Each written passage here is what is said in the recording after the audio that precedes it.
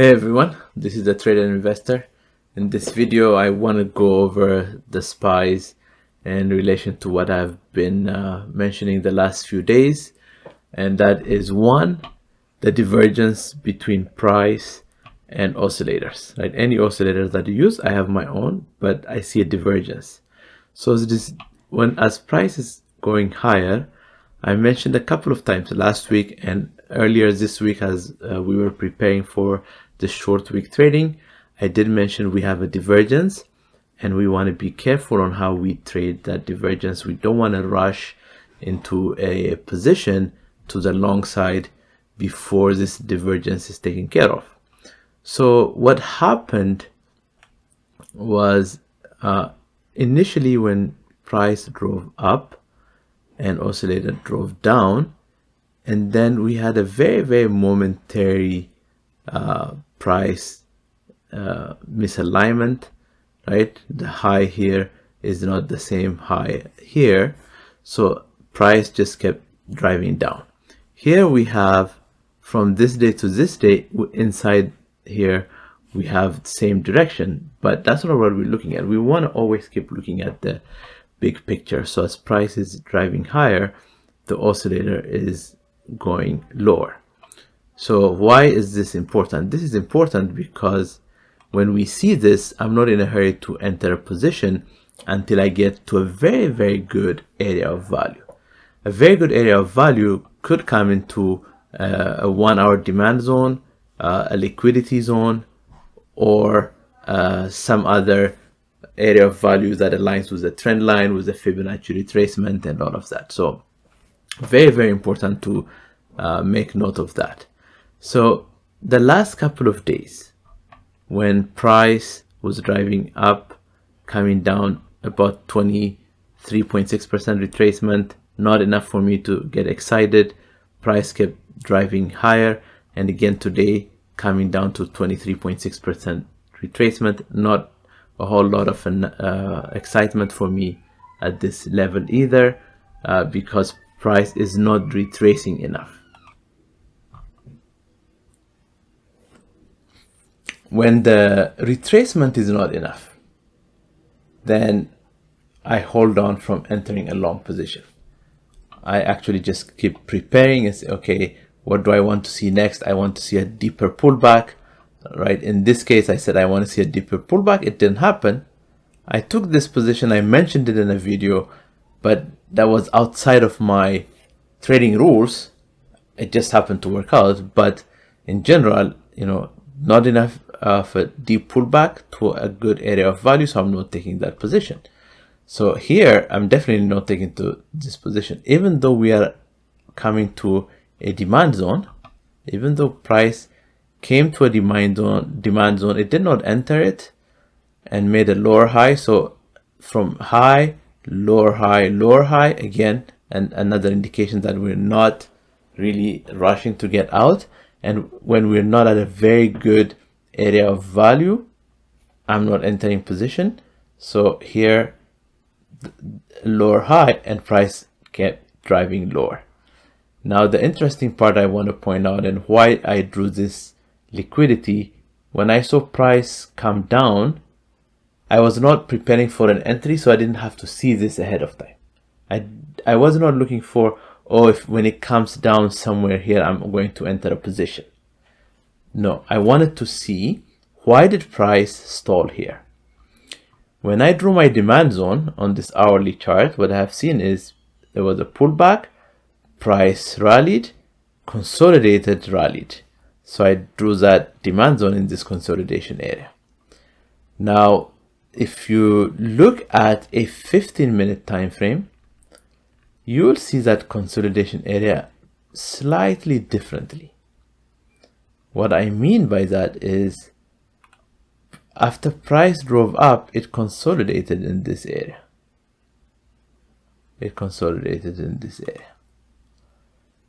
So going back to the hourly chart, then you would see, this consolidation area on the 15-minute chart is where price stopped. I don't draw 15-minute demand supply zones. I'm just pointing out why this has happened. There was a consolidation here, there was a consolidation here, so they took the whole range of the consolidation and came all the way down. Did price then, is it ready to go to the other side? Is it ready to exit?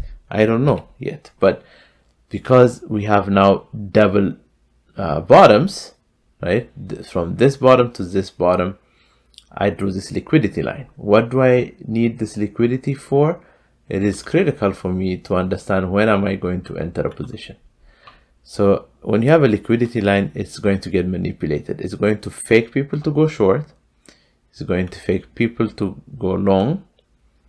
And then it will wipe both of them out in one bar. And one bar will do something like this. All of those that were faked wrong, maybe price will open here. Let me draw it again.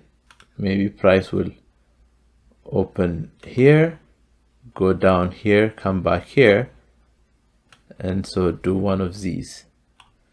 But just keep in mind,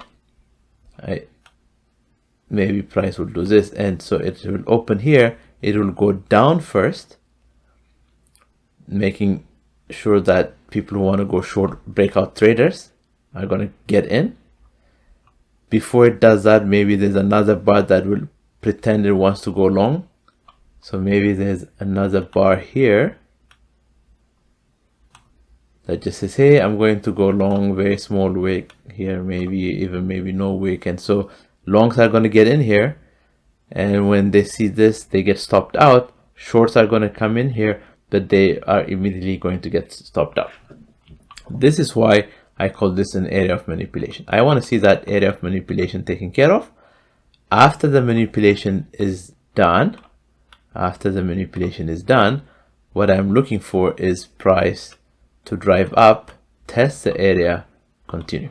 And test the area doesn't have to test all the way down here. You can even test it like this, right? So test it in some fashion and continuous upward movement.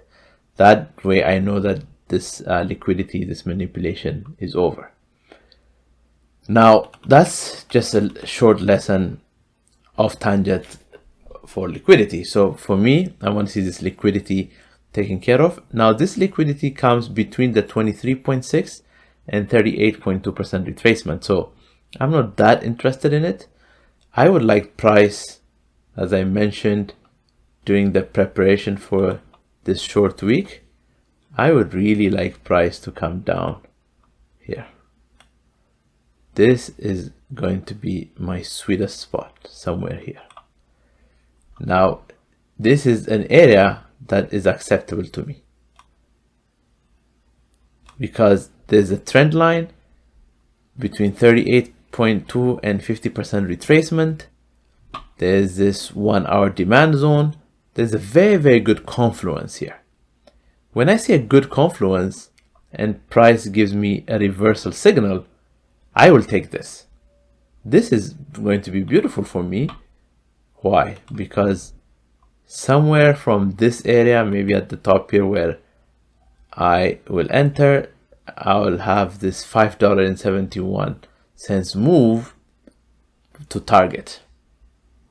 I will have this to target because first area of trouble would be these areas where it's consolidating, this highs that it's making lower and lower on the way up.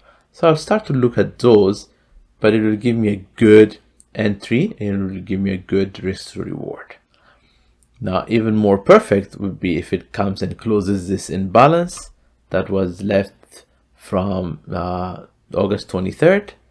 If it closes this imbalance and also takes care of this demand zone down here, this is even a more perfect entry, 61.8% retracement, very good alignment with our Fibonacci entries. We get this kind of position, even better risk reward ratio, because now we're targeting still the same up here, but entering lower and going higher. So it all depends on what the charts tell us when the price gets here, right? Now it could do one of these where it says, I'm done, I don't want to give you anything. But when I look at the futures are still negative. I'm still thinking we have room to the downside. I'm looking forward to this downside. My long-term investment, I don't look at it like, oh, I'm losing $1,000, I'm losing $5,000. I don't look at it that way, because long-term, I'm making more than those short-term volatilities. Now, the other thing to point out, and in today's action, you should have noticed this very, very important thing to note out.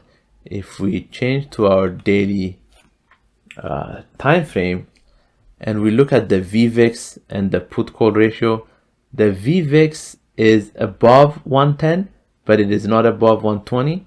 So I'm not too concerned yet. And the put call ratio today is a little bit high. It's at 0.87. Again, not above 1. This just tells me, hey, be cautious. We might still have room to the downside.